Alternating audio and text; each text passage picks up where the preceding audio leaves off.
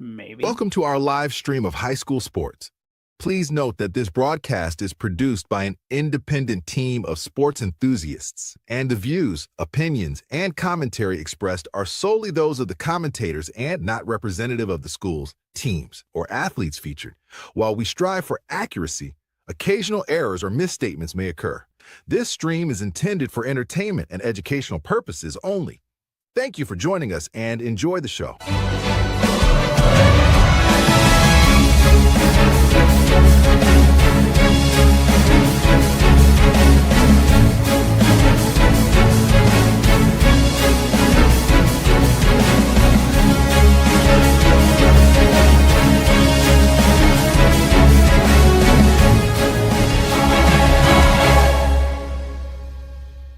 Yeah, come on, let's go. Hey, you ain't never seen nothing like this. Ain't no telling how it might get. It's the hypest right here. High school sports at its finest. So many highlights, you have to rewind it. Hey, Stream City, let me just remind ya. The heart of a lion, a team full of fighters. So many stars on the field, it'll blind ya. They're giving everything they got till the time's up. Yeah, legends in the making. History is made. We just getting started. You ain't seen a thing. YSN, gotta know the name. They gon' bring the flames. They gon' do their thing. Take it to another level. Don't hold back. High school, got a passion and we show that. Got the drive and you know they got the heart. Number one spot for your high school sports. Let's go for the win. Hey. Hello and welcome. That caught me off guard. I don't know why. It's the same thing every day. Welcome in, ladies and gentlemen. It is a Friday, a fan Friday, right here on YSN Live. DJ Yokley, joined by Antonio Ronaldo Hartwigo. We like to call him Anthony Hartwig on this show. Ant, what's going on, buddy? Welcome. It's a good Friday. It's gonna roll into the weekend. Friday. We got, well, not literally Good Friday, not Big G Good Friday, just a Good Friday. No, any Friday is a good Friday when it's sunny and warm and no chance of rain in the forecast. I was a little nervous. Dropped the little man off today, and a little rain coming down. I thought to myself, oh boy. Storm Tracker 21 is getting some nice emails and comments right now. It's all I could think of because it was beautiful forecast today, and it turned out to be a beautiful day. We got some games going on tonight, which is always a good thing here at YSN. We're excited to have that. We got some games going on at Scene Park. No softball games. Seems like everybody's kind of taking that. I got a softball game. I'll be at Maplewood. You have one? Yeah, Maplewood, Columbiana. Regular season tournament tune-up. My apologies. So I looked one this morning. And I think Ty has the matchup between tomorrow Boardman and Canfield. Oh. AAC on the line. Hey, I stand corrected.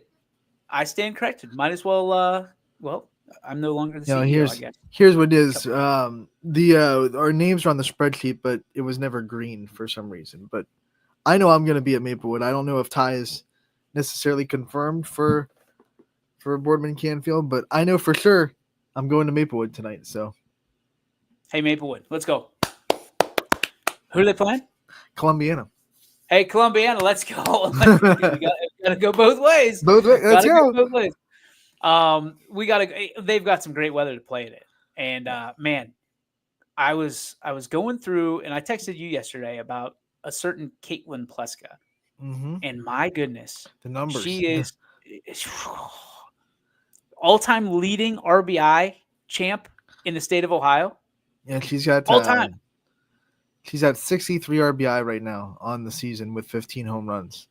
And she's sitting like over 200 and some in her career though. That's what she broke, right? Yeah.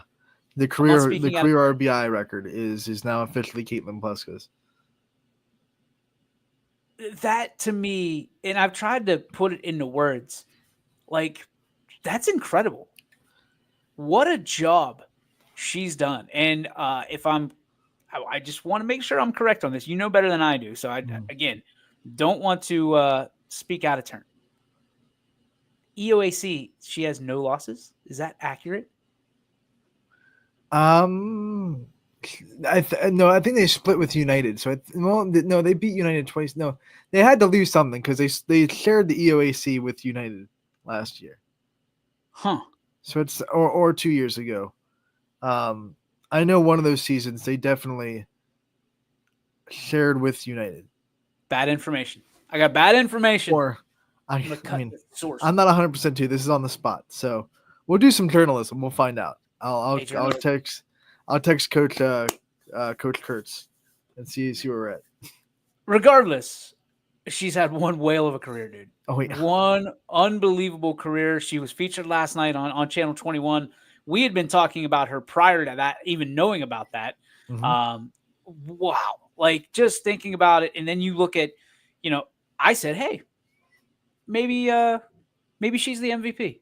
Mhm. Maybe she's the greatest to do it this year. And you said, au contraire, mon frere. Well, I just say there are other players in that conversation. It's a conversation. Right. that has to be had. I Right. don't want to make it like you're the bad guy. No, No, I don't no, want to no. do that. You're not the Like- bad guy. Like, I mean, I just brought up the Gabby Gradishar from Champion, hitting almost the same average as Caitlin Pleska. Now, the production numbers aren't there, but I do point out that she has been intentionally walked 21 times this year and has drawn 28 walks total. So her on base percentage is sky high. It's in like the 778 realm. And then all she does it in the circle too. I mean, she has an ERA of 1.23 with 187 strikeouts on the season as well. In 92 innings pitched this year for Champion. So doing it in the circle, doing it at the plate. Penn State going to Power 5.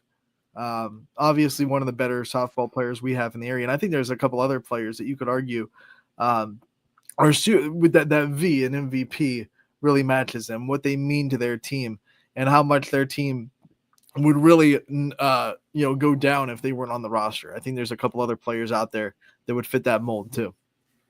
Here's, with all due respect to Gabby, in which we love her, we think she's phenomenal. And these numbers, let's just get the numbers and the people can decide, right? Here we go.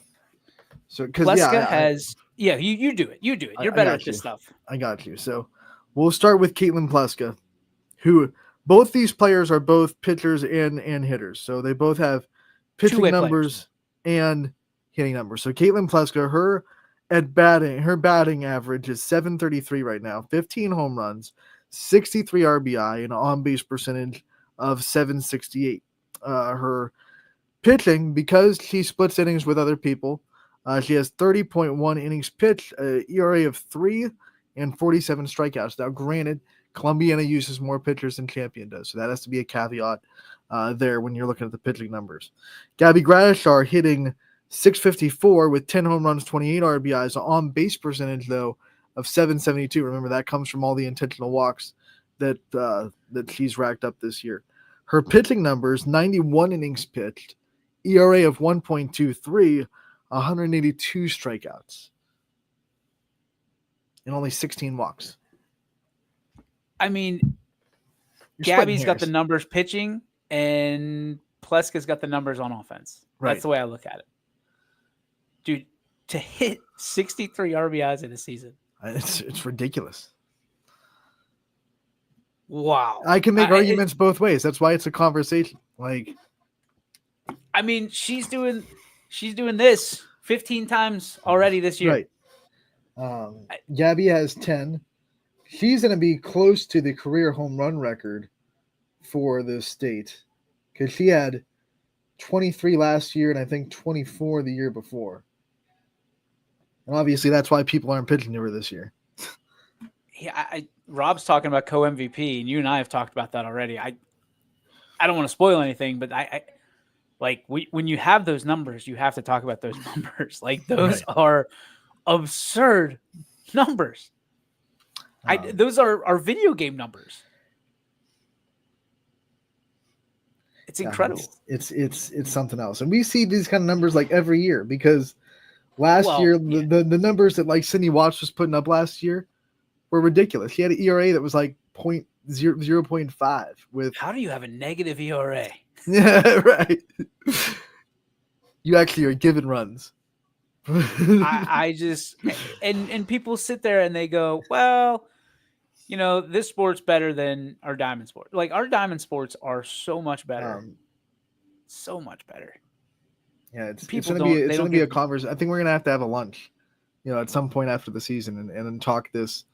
No, these have to come out like next week. Yeah. These have to Well- come out next week because then we got baseball. I mean, talk Don't about they usually come out splitting like the hairs. week before our All-Star game? Isn't that when we usually release the players of the year? Like right before our All-Star game? Yeah, you might be right. I think we have You some might be time. right.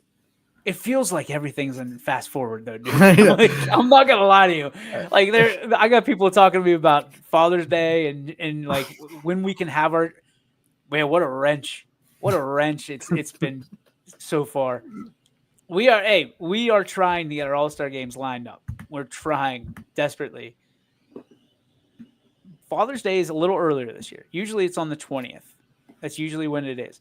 Mhm. For some reason, it's on the 15th. Yeah, 15th this year. Man, is that throwing a wrench in some things because we don't want to have our game on Father's Day. Right. We don't not like that, but man, it is. And hey, Bernie's got it too.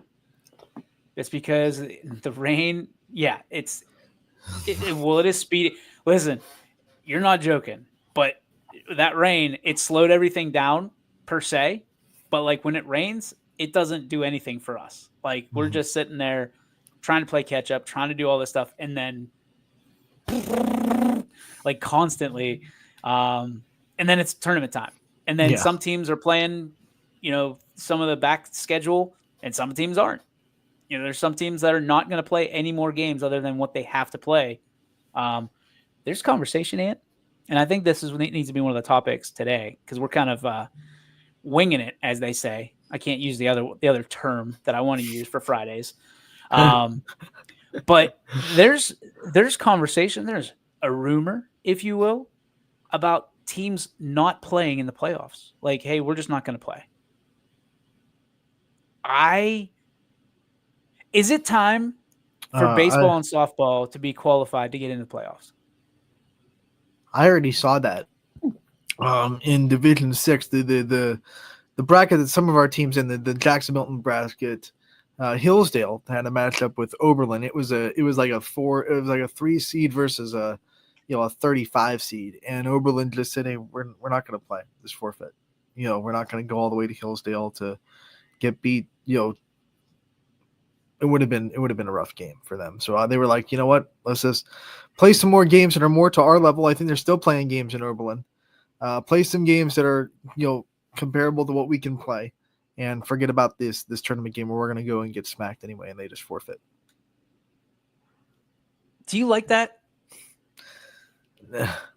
I see where it's coming from, but I don't like it at all. Like I get it. Doesn't mean I like it. I mean, getting it and liking it, and they're two different things, right? I'm with it. I think for baseball and softball, I'm more like play the game, play the game. Football, I can see the discrepancy. Like if it's, if you're gonna be physical, like crazy physical, like if there's danger in this game, I can back it. I can see it, and I can stamp it. Baseball, softball, basketball, like what are we doing? Rob brings up a good point. I mean, Louisville beat Bedford last night 33-0, and Bedford still, props to them. They saddled up and they played. Wasn't fun for them probably, but it's never fun. But they did it. I don't know. I respect teams that kind of just take it. I don't. And yes, that's it. The respect of, hey, they showed up. Maybe it didn't go their way. Listen, there's teams that get mercied and they're like, okay, wasn't our day. Mm-hmm. They don't quit in the middle of it. They don't. I mean, it doesn't stop them from showing up to get on the bus. Let's be real. Whether you have talent in high school, softball, or any sport or not, I think everyone's there at least at some level. They enjoy the game at some point, right? Otherwise, why would they be in the dugout? Especially if you're that bad. If you're 0-18, you're there because you love the sport. You're not there because you're just forced to be there or because it's something that you have to do. You're there because you're having fun. You might not be winning, but you're having fun. So to say you're not going to play and just rob that team of another game, I don't like that at all, because they're there for a reason. They went through that 0-18 season for a reason. Show up Let and them play. Yeah, I mean, this is a child's game. It's supposed to be fun. Let them go have fun. If they don't win, they don't win. Well, here's the other context of it is these. Excuse me. You're gonna lose, okay? That's why you wouldn't show up. That's why you Right. wouldn't play this game. What are we afraid of losing for? We shouldn't be, and I'm not saying that you embrace the suck, but like you shouldn't be afraid of losing because you never know. Do you want to win the game? Absolutely. Are you? The numbers aren't on your side, but like imagine if you just didn't show up. Like the miracle on ice. If they just did, you know what? Russians pretty good. Yeah, you know what, Russia, we're not gonna even. We don't want this.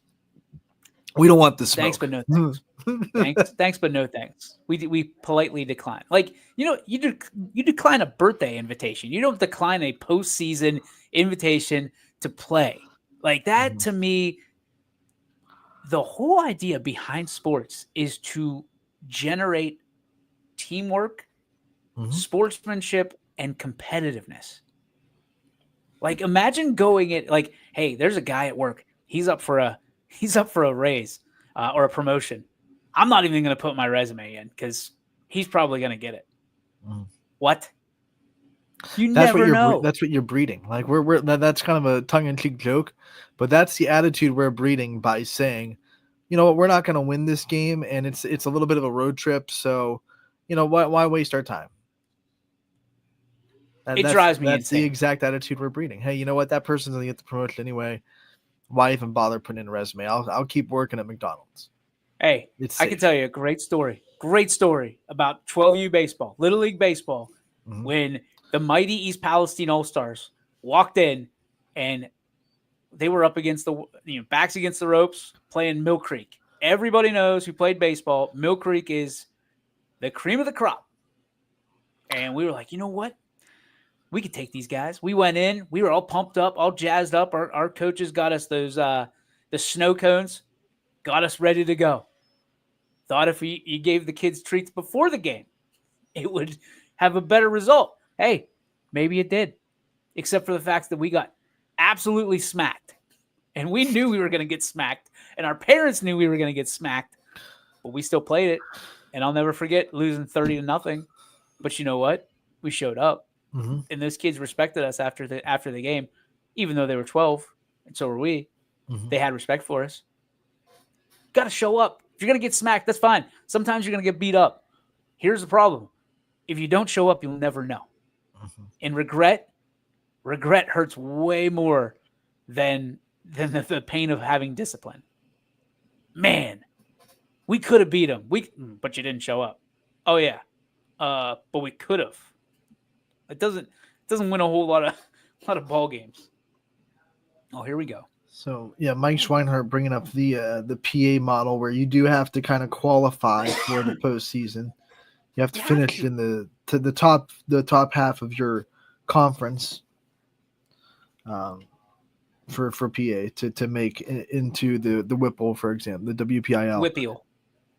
You have to. You said Whipple? Whipple. It's hard to say. Whipple.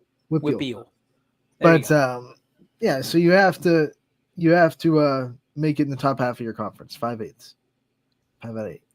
I think that's a good deal. I'm sorry that I think that that greatness is reserved for greatness. Right. You shouldn't just schlub your way through a season and be like, you know what? We're going to turn on the playoffs. Or waste people's time from a standpoint of, hey, we're not going to show up. That's travel ball 101. Right? That's the stuff that just aggravates people. And that's the travel ball stuff is kind of bled its way into every sport. If you think about it, just look at how we have changed from how we plan, how we schedule, how we do travel ball. It's made a bigger impact than most will ever admit. And, turning a little bit, and we're going to pivot here because I think this leads into what's going on with the OHSAA and football and I'm sure you've heard about this, they're thinking about, we're going to step it back a little bit, go from 16 teams to 12. here's breaking news. This is what the coaches wanted and athletic directors wanted at first. This is what they agreed. No, we know best. And I'm not kidding you. I've sat with coaches, and one particular coach very specifically told me that the OHSA came to them, said, hey, what do you suggest? And every coach said 12, 12, 12, 12, 12, 12, 12. Some coaches still want 4. 12 was like the settle, like right the what am I looking for? The compromise. The word compromise. Thank you. It was perfect. That was the compromise, was 12. So the OHSA, literally, this is how, and it probably happened completely different than this, or at least slightly different. This is a dramatization. But the coach that tells me, hey, you know what? We're gonna go with that. They go into a room, they come out, hey, so we got 16 teams for the playoffs, and they were like, where did they come up with 16? And I think the trouble is there's a lot of tail beatings at 16 teams. Yeah. I mean, because you got one playing 16, and that's only once has that gone well for the 16 team. Yeah, one time.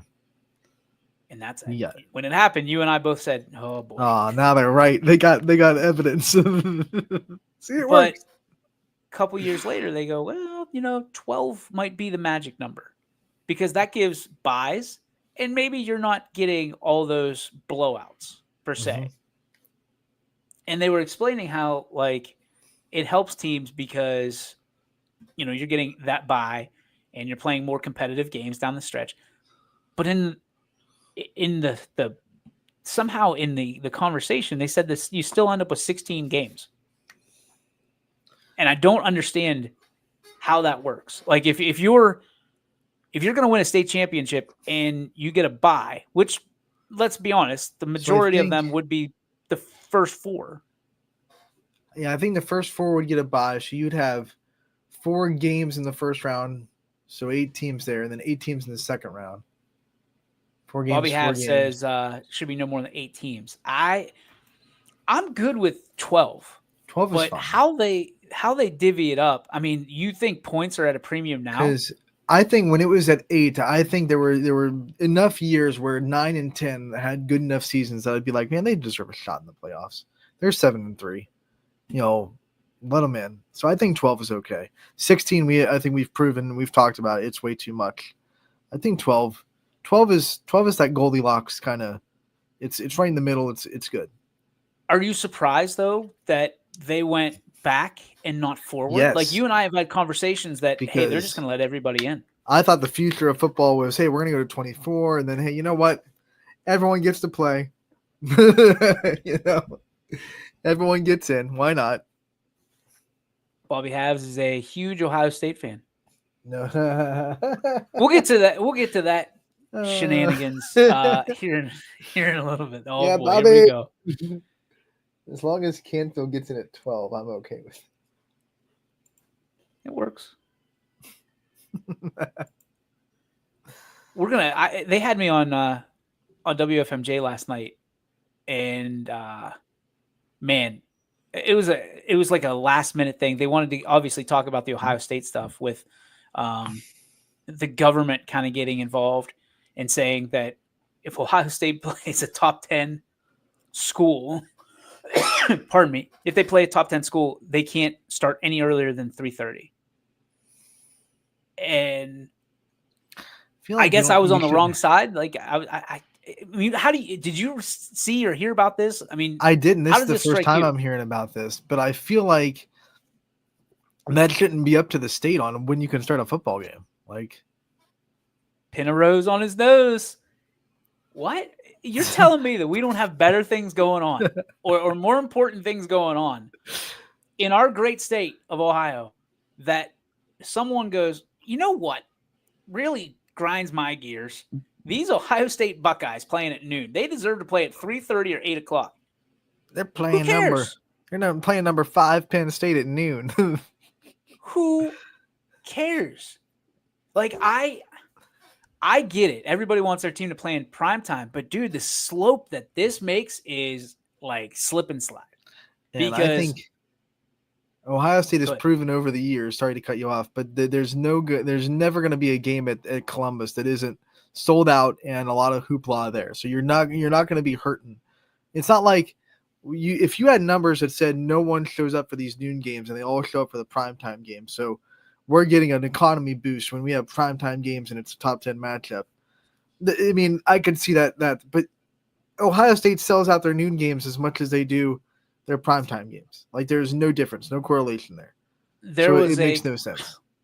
They talked about it hurting the economy. They talked about it hurting the fan experience. And I was like, what does this cat know about being a fan? You know what I mean?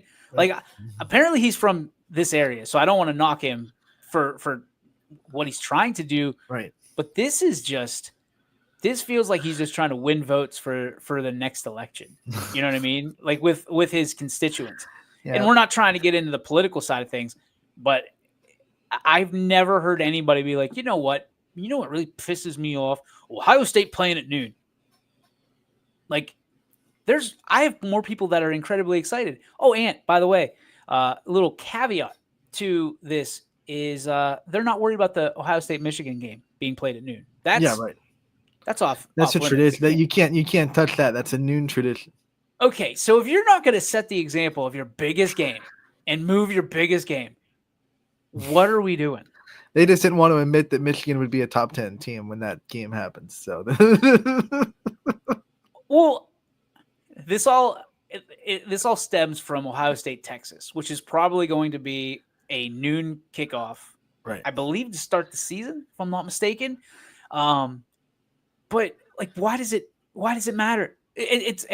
I'll borrow a slogan that I've heard many times before. It doesn't have to necessarily deal with football. Hey, can't watch football all day if you don't start at noon. And we haven't brought it up, but the sports broadcast aspect, I mean, Fox really gasses up that their highlight games are at noon. That's their prime time on Fox. Big noon on Fox. So Fox might be a little bit upset if they have rights in Ohio State, Texas, and all of a sudden it's a prime time.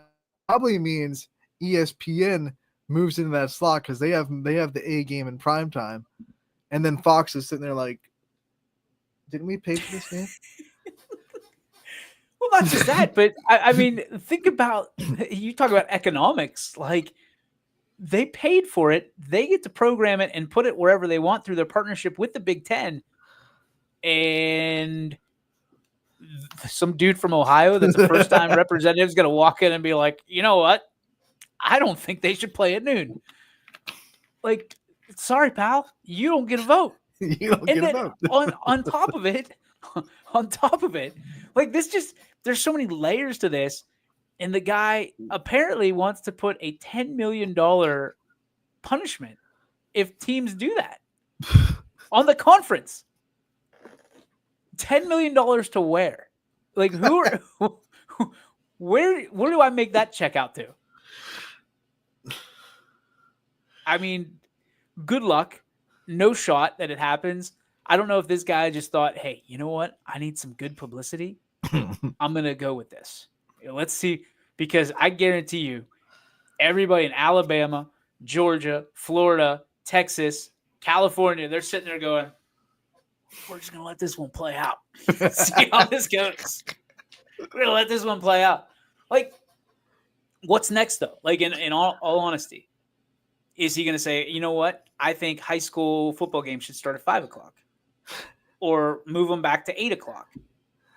What does it matter? I don't.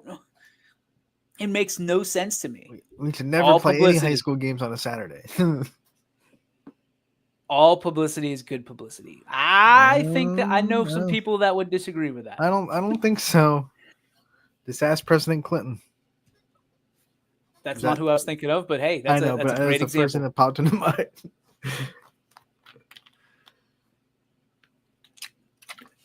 That's him, right? The thumbs up.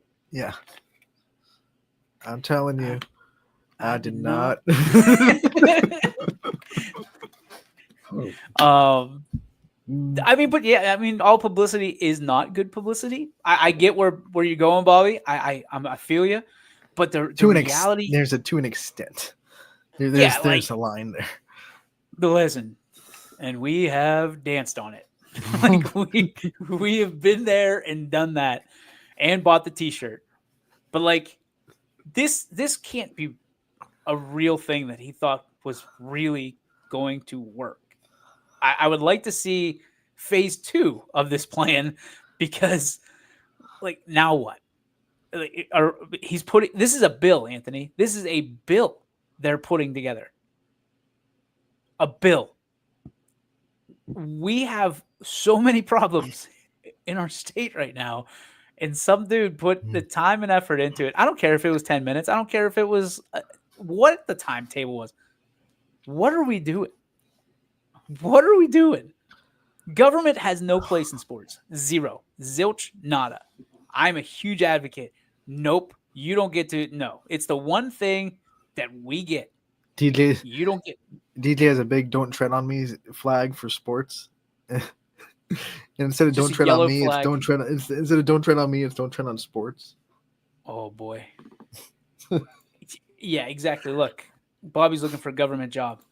Hey, if government job is fixing the timetable of when kickoffs are in college football, sign me up. Jiminy Christmas. That's just so funny and delusional. What? Okay, hey, big boy, why don't you go pick on the NFL? Oh, Their yeah. games are at 1:00. And the Browns got 0 primetime games. The Browns So good luck with that. can't play before 4:30. That needs to be across the board, Bill. I mean, I don't know. It's Can you so imagine frustrating. the legal team right now at the Big Ten is probably laughing their butts off. Like, okay, because Fox is probably like, I just have this executive in a big like meeting room all by himself, and they said, what? No games before 3:30. Okay. okay.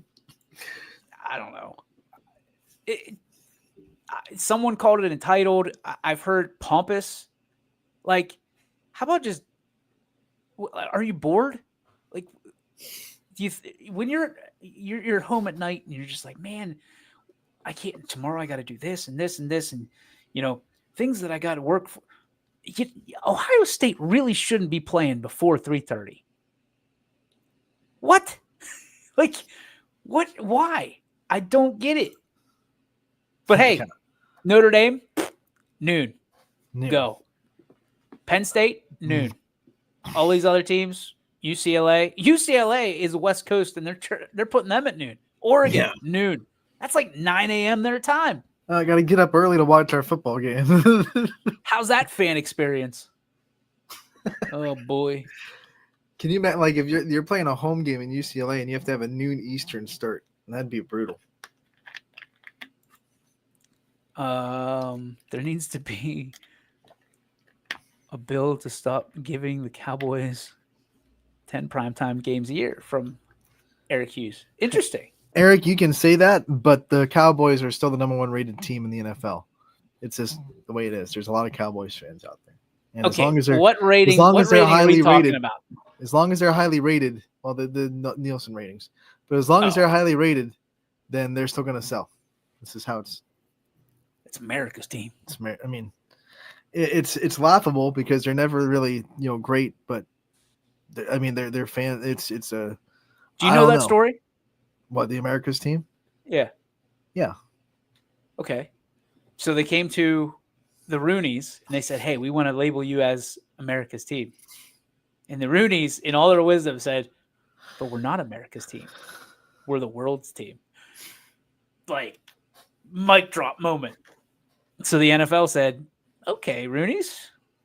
They go over to Dallas and they said, "Hey, we're going to make you America's team." Jerry Jones like, "I like that. I like that. America's I like team. that a lot. Star, America's team here in Dallas." And then that that's became how a they've Super become. Bowl rivalry in the 70s. And Who knew? did you know that if you ever look at the Cowboys' pants, there's a little bit of a green tinge to them. You ever notice that? Yeah. They don't match the helmets. Right. That's because back in the day, when it was black and white television, you could tell it was the Cowboys based on the color. It wasn't necessarily gray and white. It had a little bit of that tinge to it. So it was a little bit different. So when you were walking past the TV, you knew the Cowboys were playing. All right, DJ, dropping some knowledge today. I like it. Journalism. Journalism. We're all about journalism here, except when we're not, which is most of the time. But yeah, hey, I know when it comes to uniforms and jerseys and stuff, I got it together, buddy. Like that was interest number one for your homeboy. Other people were reading about like stuff that's probably very much more useful than anything I just said. But hey, that got my kicks. I was reading about that in Sports Illustrated for Kids. Which, by the way, I don't know if that's still around. It should be. No, I think it's out. I used to get those all the time. I had a subscription. Right. And we need a moment of silence for Sports Illustrated for Kids because we just found out that they were gone. You were a great magazine. You had awesome trading cards. They had zero value, but they meant a lot emotionally to the kids that couldn't afford those trading cards at the time. Some of those stories weren't exactly kid friendly. They were more Sports Illustrated than they were for kids, but it caught up to you. Rest in peace, Sports Illustrated for Kids. I'll never forget my Alexi Lawless poster from Sports Illustrated for Kids. Rest in peace. We love you. We miss you.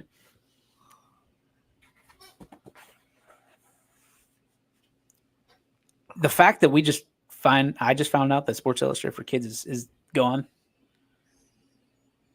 tells you how much I cared about Sports Illustrated for Kids. But when I was a kid, I cared a lot. What was the go-to for you? Like, did you have like were you a highlights magazine guy growing up? I got Sports Illustrated for Kids and then the Nickelodeon magazine. Oh, Two. Did you have Nickelodeon? Yes, I did have Nickelodeon. You had cable. I had cable. Yes. I didn't have cable till. I feel like grade, for Armstrong, Nickelodeon wasn't one of the like premium ones you had to pay extra for, but I think Cartoon Network was. So I didn't have Cartoon Network for a long time. And Disney Channel was too. So I didn't have Disney or Cartoon Network for a long time in my childhood until I was like 12 or 13. Now, I'm going to preface this saying that I watched those channels again because of the kids, but there was a long stretch, like probably 6th grade to about 7 years ago. So 33 that I didn't watch any of that stuff. No Disney, Nickelodeon. You've kind of kept it up the entire time. You like that stuff. I'm not ashamed that I will still watch cartoons and still watch Disney movies. Not like the Adult Swim stuff either. You watch the Family Guy is still really fun, and Robot Chicken's hilarious, and I'll get into some of the adult stuff, but I still watch some of the when you grow up with it. There's just a nostalgia factor, and I'll enjoy it. Like it's kind of like I'll put on Disney Plus and I'll turn on some of those Disney Channel original movies that I watched when I was probably 12 or 11 or 10. Like they're comfort shows, I guess. What's in it? What's the example? What's the one you can't walk away from? My favorite Disney Channel original movie is called Brink. It's about kids that X-Line skate. They're like rollerbladers. That's inline, right? Yeah, inline skating. I don't know why X-Line. It was because one of the bad guys are from X skaters, so they're sellouts. They do it for money. So the antagonists and the good guys are like we skate because we love it. We're not sellouts. It's very anti getting paid. The culture was different back in the 90s, I guess. If you get paid for doing it, you're a sellout. That was the whole idea of the movie. Seems like a banger. It's a really good one. You should go watch it. And I always liked Right on Track. Okay. Right on Track was a good one too. About the Anderson sisters. It's a true story. They were drag racers, and they were I think one of the first females to win whatever the big I didn't dive into the history a lot, but the big drag racing races of the country. It's a good one. with all due respect, I'm trying to make it through Bluey. Hey, Bluey will get you. You're not kidding. Bluey cuts like a knife. Bluey will get you. No doubt about it. There's Moana 2's out on Disney Plus. This has turned into a guess You're guess opening we're not that door talking really sports quick. today. You're opening that door really quick, DJ. What did you It's analyze? gonna be hard to get Moana me to 2? stop if you keep talking about movies. I'm gonna keep popping up with stuff I want to talk about. Okay, so let's get to the streaming aspect since we're a streaming company. What is one streaming platform that you pay for that you're like on the brink of like, I don't know if I want this anymore? Is there one? It'd be HBO Max, because the only thing I use HBO Max for is Game of Thrones and House of Dragon. I've never seen one of those. So if I'm not watching that, I'm not watching HBO Max. So it's the one I use the least. What's the one you use the most? Probably Hulu, because it's one that I have live TV with. Oh, okay. So you don't have like YouTube TV. No, I have Hulu Live TV. Okay. Bundled Which is with very ESPN similar. Plus. Yeah, very similar. And here's where I'm confused, because you can get ESPN Plus with the Disney bundle Mm-hmm. and Hulu, Mm-hmm. right? Yep. And so you have Disney Plus, Hulu, and ESPN bundled together, correct? Yes. Same here. Okay. Like I also have Apple TV. I think it's I had that for a while. I gotta be honest, I got rid of that subscription when full disclosure, I was using my college email to get free Apple TV for a long time, and YSU finally canceled my email account, so I couldn't log into it anymore. So give it back, YSU. Give it back. I was getting free Apple TV and discounted Apple Music for a long time. Now I just get full price Apple Music, and I ditch the Apple Plus TV.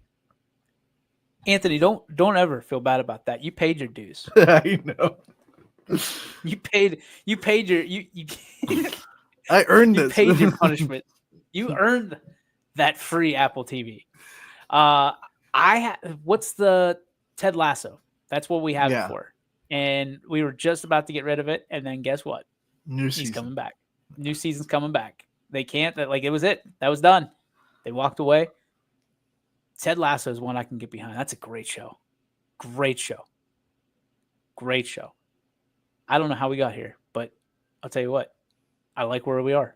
I like on a Friday with not a whole lot to talk about. We do have an interview with Bob Camardo if you want to run with that today. Perfect segue right into it. Let's go. Perfect segue.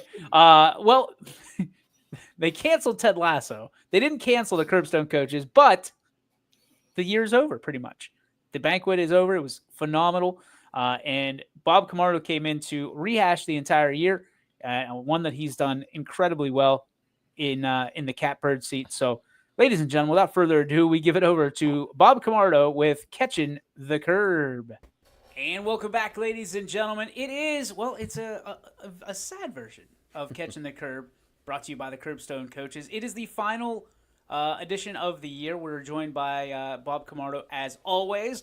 And Bob, it's one of those things where you and I get to revisit what the banquet was, how it went, and essentially what's to come for the summer, and then back to work here in the fall. So first things first, beautiful banquet. Congratulations. You did an awesome job. You and Tom Miller and so many others put that awesome banquet on. Over 500 people partook in that banquet.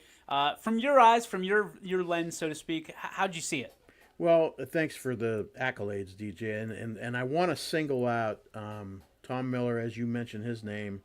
Joyce Frateroli did all the ads for our program book, and our program book is very, very well done. I'm sure you saw it when you were there. Outstanding. And Patty Shuley did all the ticketing, and Jeannie Tassone also was involved. So those four people really bust their butt 12 months a year for this banquet. And like I said, we had 525 people there, and that's a lot. And it was a great banquet. Greg Pruitt was the keynote speaker. He did a great job. All the inductees were very happy, obviously, with their induction, and it was a great night. We were very, very happy. We got out of there a few minutes later than maybe we wanted to, but that's okay. It's a Sunday night. What else you got to do, right? That's it. That's exactly right. I mean, Pruitt's speech I thought was dead on when he talked about chasing his dreams and never stop believing in your dreams, and then you had all those dreamers up there, all 12 of them. They were talking about it. I think every single person, every single inductee, kind of pointed to Greg Pruitt and said thank you, and I tried to do what you were talking about. For you, what speech kind of caught you and motivated you a little bit, maybe? Well, first of all, when I think of the name, and this is just me talking, when I think of Greg Pruitt, okay, I was an Oklahoma football fan way back in my grade school days, and he was in that great I think it was 1971 game against Nebraska when Johnny Rogers, the Heisman Trophy winner for Nebraska, and Oklahoma was running the wishbone, and Greg Pruitt was their top running back, and I remember him more for that than I do for his time with the Browns, but Greg, I met him obviously that night, and he's a great guy. He was very happy to be there. But what's interesting is our timing was perfect for Doug Kuberski. Doug, the YSU bowling coach, just got done winning the national championship, which personally I think is a really big deal. I don't know that this area made enough of a big deal about it, but I mean they're beating teams like Nebraska and Vanderbilt and teams of that stature, and to win the national championship and then get inducted a couple weeks later into the Curbstone Hall of Fame. I enjoyed his speech. John Butera told a couple really good jokes during his his speech, so I enjoyed that. And just all of them, all 12 people were very, very pleased, obviously, to get in, and their speeches reflected that. I love the fact that this was a family affair. I mean, it felt like everybody was family in that room, this particular banquet, but it felt like that everybody wanted to be there for every single speech. And inevitably, there's going to be people that have to leave, due to time constraints, and everybody's busy. But it felt like the room was still just absolutely full when Coach Kuberski spoke at the end, which was awesome because he's one of the main guys, and everybody wants to hear from him, and everybody wanted to hang around and talk to Greg Pruitt at the end, and Bob Hannon, and you, Mr. Master of Ceremonies, who did so well throughout the evening, and the mayor was there giving out the key to the city, which was awesome, to Greg Pruitt. For you, what are the major takeaways each year, and do they change every year, or is it something that's steadfast year in and year out? I think it's pretty steadfast year in and year out. And, we do the national anthem and Pledge of Allegiance, so we make sure that the country is honored per se. And the other thing, too, to bring up is that what a great job Mr. Anthony's does. I mean, wow. You never get – I've been probably at 100 banquets there, never once had any bad food. I mean, they're really, really good at what they do, and they take real good care of us. And it's just it's one of those deals where you get 500 and some people in there, and there's going to be a glitch here and there, but we were very pleased with the way it went off. It was something that we look forward to every year, but we're really glad when it's done because it's a lot of work, and we're ready for the break for upcoming this summer. That was your WrestleMania. That was your Super Bowl. For me, what I took away, if I may, sure. The 12 speeches were awesome. Every single one had something to take away from it. And then, of course, Greg Pruitt, Bob Hannon did a great job emceeing the event. Tom Miller did a great job. You, of course, did a great job. But my favorite moment of the night, outside of the speeches, you called up Dana Balish and paid homage to him. I know he holds a very special place in your heart. He's done so much for this area. Obviously, we have a partnership with Channel 21, but I've thought a lot of Dana the entire he's one of the main reasons that I got into the business. He was in my living room seemingly every night, telling me about the sports, and he's done it for such a long time, and he's been so good at it for such a long time. And you guys really are the first to really acknowledge that, and I can't thank you enough for that because that meant a lot to me in this business. But for you, what was that like, knowing that you have that special relationship with him and to honor him that night? Well, like I mentioned before I gave him the award, and by the way, he had absolutely no idea that he was getting that. He even told me afterwards, he goes, I was stunned.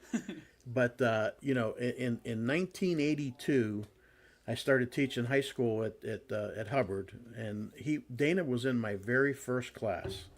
And obviously, myself, I was only, 24, 25 years old, and myself and Dana both being sports nuts, we talked sports pretty much every day in class. I mean, literally every day. And what's fascinating to me is here we are 43 years later, and he and I talk sports probably twice, 3 times a week on the phone. Wow. He's a good friend, and he's been great to the Curbstone coaches. He MCs all of our high school stuff that we do during luncheons. He gives me ideas for speakers. He makes phone calls for us. He's the best, and I'm really glad that we were able to give him that award, because he deserves it. Like you mentioned, he's been around for a long time. He's the best at what he does, and it was a great thing for us to do, and I'm glad he was able to get it. Certainly was. Looking forward, I mean, you guys have you said you have one more to go. We have one more luncheon next Monday, the 19th of May, and that's where we will be honoring the past year's YSU champions in track and field, and God, there's so many of them.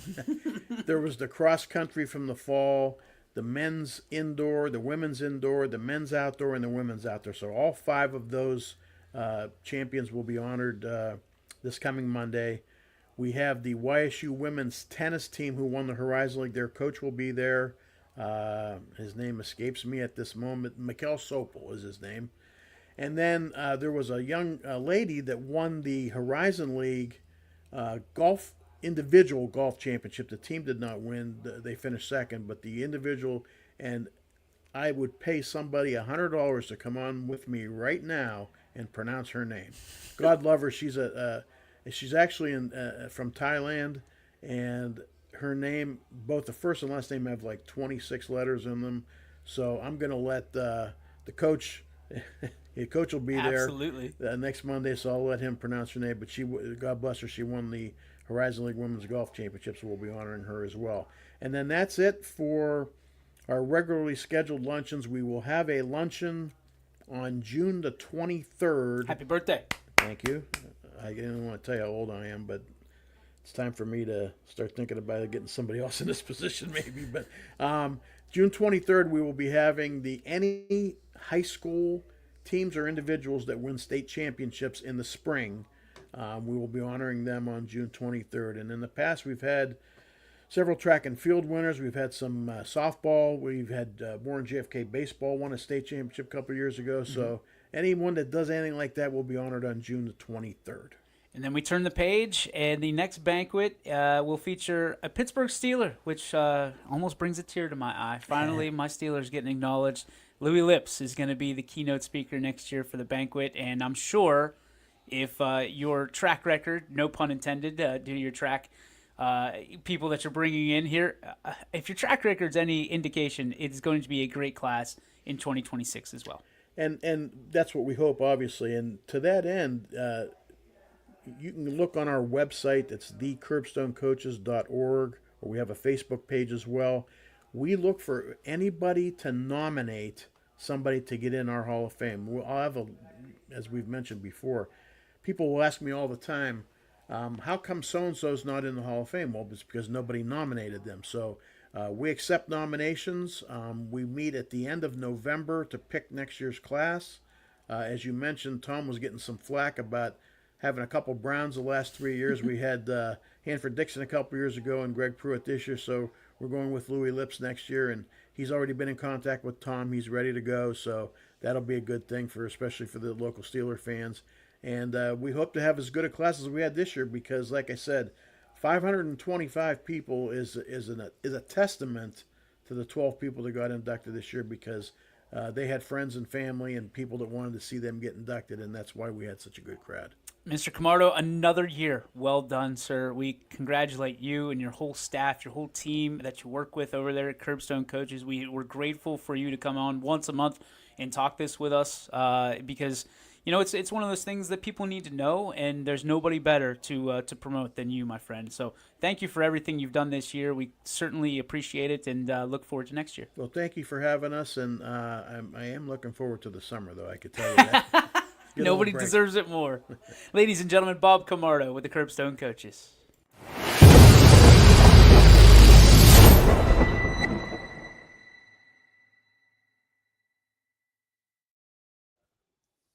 It is the Joe Dickey Electric What's Your Spark? Presented by Joe Dickey Electric. They are everything electrical.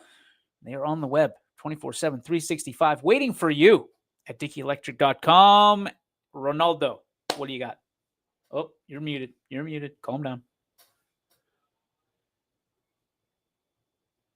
So Yep. I got There you go. Now we're good. So yeah, I muted myself during the interview and then just forgot to unmute myself. Got a little bit too excited for the Sparks. Hey, welcome back. Welcome back. It is the best weekend for softball fans ever, right? This is regional weekend for Division I softball. You can find, I think, over 100 games span across the weekend, all on the ESPN platform. So if you're not watching softball this weekend, what are you doing? Let's do it. It's fun. So let's have some fun. Let's watch some softball. Yeah. Okay. Hey, that's one option. The other option, you could go, to a youth game, little league game, whatever you want to do. It's kind of what you got. Anthony, how many, just out of curiosity, how many games do you think you'll watch this weekend? A lot. The number's going to be high. It's going to be very high. Now, Like ballpark.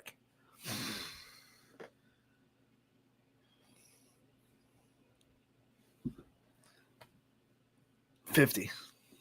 50 games. Because I'll have multiple screens up. So I think we got to talk about it. I think we got a problem here. if I had YouTube TV, it'd be more because I could do the 4-box. Can't do that with Hulu. Do you want my password? feed the problem, DJ. Enable me. I love it. Hey, you never know until you hit rock bottom, right? You never know how far you can come back until you hit rock bottom. So I'll be that guy. No, my spark is I'm looking forward to, for the first time in a while, spending some time with the family. Like we've got a game on Saturday, going to Sammy's club right after, and then got church on Sunday and heading down to Captain DQ down in Lisbon, hanging out with him. But we're doing it all as a family unit, which is great. It's my favorite thing to do. Cannot wait. And just kind of take in, because everything's slowing down. Baseball, softball, slowing down, heating up, but slowing down. So I'm going to take advantage of those moments whenever I can. So hopefully you all can do it as well, and you're not watching 50 to 70 D1 softball games, and you get out, and hopefully there's some sunshine for you to enjoy. You can check out Storm Tracker 21, download it for free in whatever you use, whether it's the Android store. Take your iPad outside and watch softball in the sun. Man, that sounds like a lot of fun. A lot of enjoyment coming from that. Sitting there going like this the entire time. I can't see this. I think if you turn the brightness up on the iPad, you should be able to see it just fine. And then you laptop, can you're gonna have trouble. Go right through that battery. Go right through the juice. And I'll tell you what, buddy. Nobody like you. There's only one Anthony Hartwig. But we will have. I will be taking a break to do a softball game tonight. So we will have Maplewood, softball on YSN. Columbiana. Maplewood, Columbiana. Going to be a real fun one. Rockets, Clippers. Who flies higher? We'll find out. MV Pleska. What? Oh, that's a. If she wins, that should be a T-shirt. If. DJ's like, let you know a little secret. I'm the boss. Spoiler alert. Those will come out in 2 weeks, right, Ant? Man. That'll do it for our show, because we're going to have to. What do we got here? Oh, Bobby Havrilica. No Borman Canfield. Hey, well, Ty Bobby. Ty will be there. Well, we think. We don't want to hitch his horse to that wagon yet until it goes green officially. You know what? I did want to pass along some thoughts, and I'm sure he's going to kill me for this, but we had a guy who is a big part of what we do here at YSN, who's going through some stuff, lost a family member, his mother.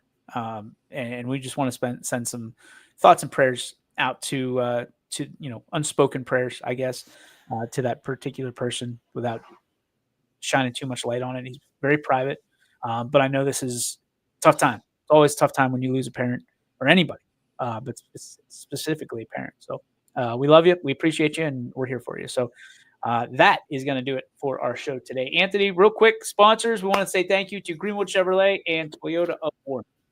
Yeah, Greenwood Chevrolet, they go the extra mile for you. We try to do the same here on this show and on this network every single day, and it is getting closer and closer. We say it all the time to this summer vacation. The warm weather's here. It's about 80 degrees today. You know what that means. Summer's coming. Summer's coming, and you got to make sure your car or vehicle is in tip-top shape to take your family and your loved ones around the country. And the way to do that is to head to Greenwood Chevrolet Service Department. They will take care of you. Make sure that every need in your car is absolutely taken care of, and it is in tip-top shape for your cross-country ventures. So head on down to Greenwood Chevrolet in Austintown. Check out their service department. They'll go the extra mile for you at Greenwood Chevrolet. And if you're also in the need for a newer used vehicle and you're like, man, what do I do? Well, the folks at Toyota of Warren, they want you to know they love you. They appreciate you. They want you to come check out what they have on the lot. They got a lot to look at. And I'll tell you what, you got Chuck there, great sales guy. Jimmy's going to take care of you in financing. And then you got Tino, who is the OG and the GM of Toyota of Warren. He's going to make sure that you are happy when you leave that lot, hopping into that brand new or used vehicle, I guess new to you vehicle, and driving out there. Tough turn out there in Niles. Not going to lie to you. You want to turn left, you're in big trouble. You got to make sure you look both ways. Okay. Use that middle lane, but you're going to have a reliable vehicle to do it in a place that they love you, and you become family very quickly.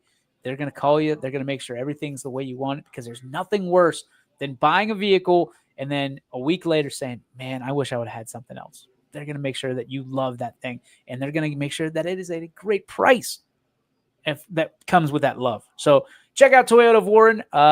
We were there yesterday. I was there yesterday. It was tough getting out of there, buddy. Tough getting out of there. Those people were looking at me the entire time. But you know what Tino said? Come on back. We enjoyed having you. That's family, folks. That's family.